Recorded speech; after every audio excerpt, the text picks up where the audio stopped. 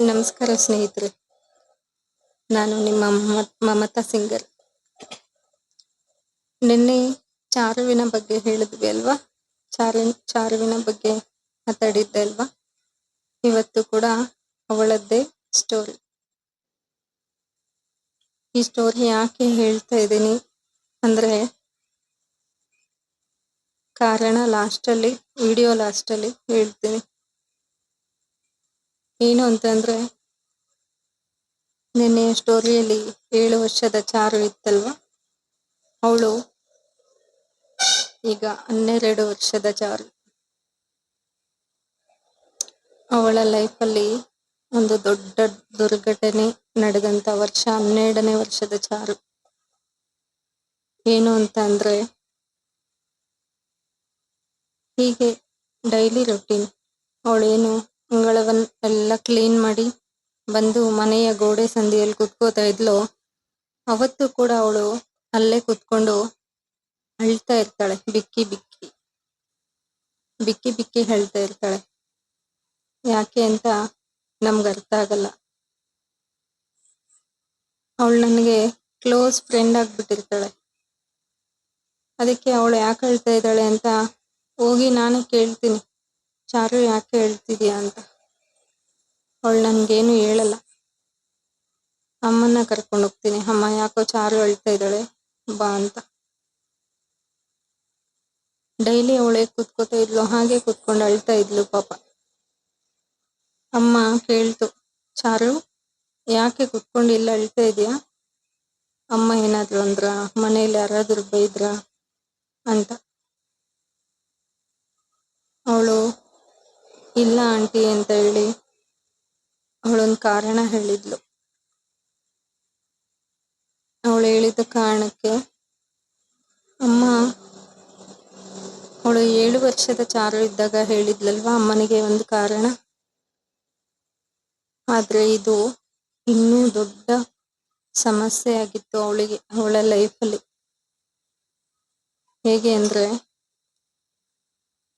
ನಿನ್ನೆ ಕಥೆಯಲ್ಲಿ ನಿಮ್ಗೆ ಹೇಳಿರ್ಲಿಲ್ಲ, ಚಾರುಗೆ ತಂದೆ ತಾಯಿ ಇರ್ಲಿಲ್ಲ. ಅವರ ದೊಡ್ಡಪ್ಪ ದೊಡ್ಡಮ್ಮನ ಹತ್ರ ಬೆಳೀತಿರ್ತಾಳೆ. ಅವರಿಗೆ 2 ಹೆಣ್ಣು ಮಕ್ಕಳು, ಚಾರುವಿನ ಜೊತೆ 3 ಜನ ಆಗಿರ್ತಾರೆ. ಅವರಿಗೆ ಇನ್ನೂ ಒಂದು ಗಂಡು ಮಗ ಇದ್ದಿರ್ತಾನೆ. ಅವನು ಸಹ ಮನೆಯಲ್ಲೇ ಇರ್ತಾನೆ. ಸೆಕೆಂಡ್ ಇಯರ್ PUC ಓದ್ತಿರ್ತಾನೆ ಅವ್ರ ಮಗ. ಈ ಕಥೆಯಲ್ಲಿ ಆ ಹುಡುಗನ ಬಗ್ಗೆ ಯಾಕೆ ಹೇಳ್ತಾ ಇದ್ದೀನಿ ಅಂದ್ರೆ, ಇಲ್ಲಿ ಅವನದ್ದೇ ದೊಡ್ಡ ಪಾತ್ರ ಇರುತ್ತೆ.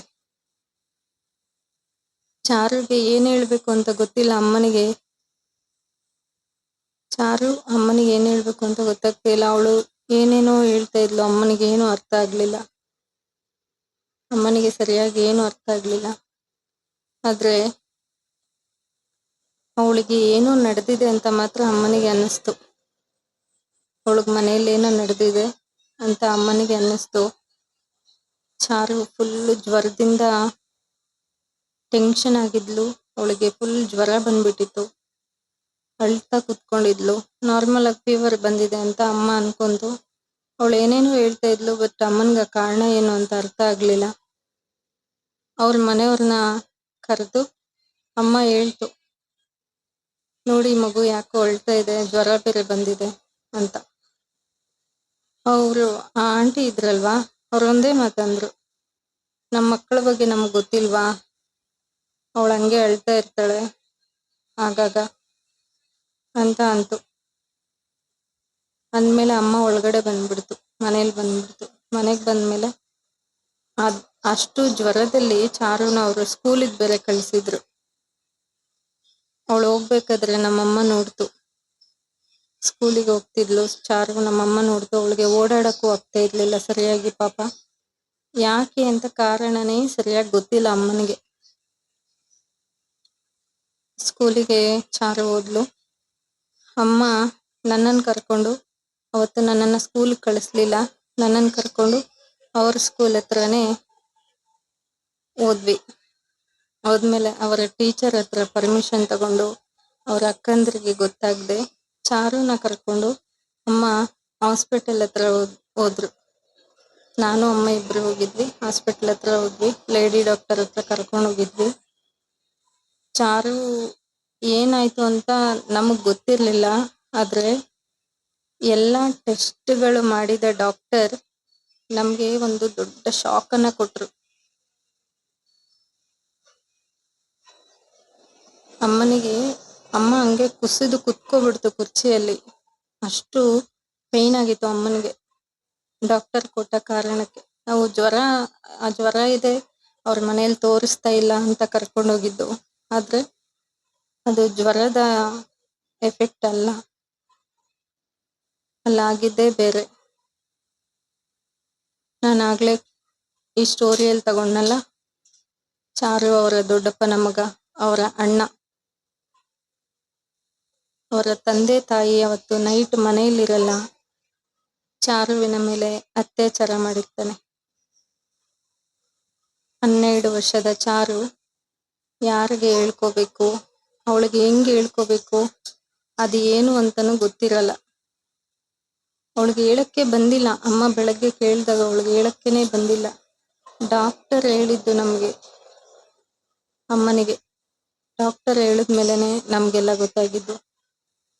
ಡಾಕ್ಟರ್ ಸರ್ಟಿಫಿಕೇಟ್ ಕೊಡ್ತೀವಿ, ತಗೊಂಡೋಗಿ ಕಂಪ್ಲೇಂಟ್ ಕೊಡಿ ಪೊಲೀಸರಿಗೆ ಅಂತ ಅಂದ್ರು. ಆದ್ರೆ ಅಮ್ಮ ಅಂತೂ ಒಂದ್ ವೇಳೆ ನಾವು ಪೊಲೀಸ್ ಕಂಪ್ಲೇಂಟ್ ಕೊಟ್ಟು ಏನಾದ್ರೂ ಆದ್ರೆ ಮಗು ಬೀದಿ ಪಾಲಾಗತ್ತೆ, ಬೇಡ, ಅವಳಿಗೆ ಯಾರು ಇಲ್ಲ, ತಂದೆ ತಾಯಿ ಇಲ್ಲ, ಅವ್ರ ಮನೇಲಿ ಬೆಳೀತಾ ಇದ್ದಾಳೆ, ಇನ್ಮೇಲೆ ಈ ತರ ಆಗದೆ ಇರೋ ತರ ನಾನು ಆ ಹುಡುಗನಿಗೆ ಎಚ್ಚರಿಕೆ ಕೊಡ್ತೀನಿ ಅಂತ ಅಮ್ಮ ಡಾಕ್ಟರ್ಗೆ ಹೇಳಿ ಚಾರುನ ಕರ್ಕೊಬಂತು. ಡಾಕ್ಟರ್ ಚಾರುಗೆ ಆಯಿಂಟ್ಮೆಂಟ್ ಮತ್ತೆ ಟ್ಯಾಬ್ಲೆಟ್ಸ್ ಎಲ್ಲ ಕೊಟ್ಟಿದ್ರು. ಅದನ್ನೆಲ್ಲ ಕರೆಕ್ಟಾಗಿ ಯಾವ ಟೈಮಿಗೆ ಹಾಕ್ಕೋಬೇಕು ಅಂತೆಲ್ಲ ಅಮ್ಮ ಹೇಳಿ ಚಾರುನ ಸುಮಾರು 3 ಗಂಟೆ ಹೊತ್ತಿಗೆ ಕರ್ಕೊಂಡೋಗಿ ಸ್ಕೂಲಲ್ಲಿ ಬಿಟ್ಟು ಅಮ್ಮ ನಾನು ಮನೆಗೆ ಬಂದ್ಬಿಟ್ವಿ. ಅಮ್ಮ ನೈಟ್ ಎಲ್ಲ ನಿದ್ದೆನೆ ಮಾಡಿಲ್ಲ. ಚಾರುಗಾಗಿರೋ ಅನ್ಯಾಯನ ಯಾರು ಮಾತಾಡೋರು ಇಲ್ಲ, ಧ್ವನಿ ಎತ್ತಿ ಮಾತಾಡೋರಿಲ್ಲ. ಅಮ್ಮ ಮಾತಾಡಕ್ ಹೋದ್ರೆ ಅವ್ರು ಕೇಳಲ್ಲ. ಏನಾದ್ರೂ ಮಾಡೋಣ ಅಂತಂದ್ರೆ ನಾನು ನಮ್ಮಮ್ಮ ಏನ್ ಮಾಡಕ್ಕಾಗುತ್ತೆ. ನಮ್ಗದೊಂದು ಭಯ ಇತ್ತು, ಮತ್ತೆ ಅವಳಿಗೆ ಏನಾದ್ರೂ ಮಾಡ್ತಾರೇನೋ ಅಂತ ಭಯ ಇತ್ತು. ಅದಾದ ನಂತರದ ದಿನ ಅವನನ್ನ ಕರೆಸಿ, ಅಮ್ಮ ಮನೆ ಹತ್ರ ಮಾತಾಡ್ಬೇಕು ಅಂತ ಕರೆಸಿ ಡಾಕ್ಟರ್ ಸರ್ಟಿಫಿಕೇಟ್ ಅನ್ನ ತೋರಿಸಿ ಅವನಿಗೆ ಎಚ್ಚರಿಕೆ ಕೊಟ್ಲು. ಇನ್ಮೇಲೆ ಆ ಮಗು ಮೇಲೆ ಏನಾದ್ರೂ ಈ ತರನೇ ನೀನ್ ಮತ್ತೆ ಮತ್ತೆ ಮಾಡಕ್ಕೆ ಪ್ರಯತ್ನ ಪಟ್ರೆ ನಿನ್ನ ಇಡೀ ಕುಟುಂಬ ಪೊಲೀಸ್ ಸ್ಟೇಷನ್ ಅಲ್ಲಿ ಇರುತ್ತೆ, ಜೈಲಿಗೆ ಹಾಕಿಸ್ತೀನಿ ಅಂತ ಎಚ್ಚರಿಕೆ ಕೊಟ್ರು ಅಮ್ಮ. ಎಚ್ಚರಿಕೆ ಕೊಟ್ಮೇಲೆ ಅವನನ್ನ ಅಮ್ಮ ಬಾಯಿಗೆ ಬಂದಂಗ್ ಬೈತು. ಉಳಿದ ತಂಗಿರು ಹೇಗೋ ಅವಳು ನಿಂಗಾಗೆ ಅಲ್ವಾ, ಅವಳನ್ನ ಅಷ್ಟೆಲ್ಲ ಹಿಂಸೆ ಮಾಡೋ ಅವಶ್ಯಕತೆ ಏನಿತ್ತು, ಇನ್ಯಾರು ಸಿಕ್ಕಿಲ್ವಾ ನಿನ್ಗೆ ಅಂತ. ಸೆಕೆಂಡ್ ಇಯರ್ PUC ಓದ್ತಿದ್ದ ಹುಡುಗ ಬರೀ 12 ವರ್ಷದ ಚಾರು ಮೇಲೆ ಇಷ್ಟೆಲ್ಲ ಘೋರ ಕೃತ್ಯಕ್ಕೆ ಅವನು ಮಾಡ್ತಾನೆ ಅಂದ್ರೆ ಏನ್ ಹೇಳ್ಬೇಕು ಹೇಳಿ.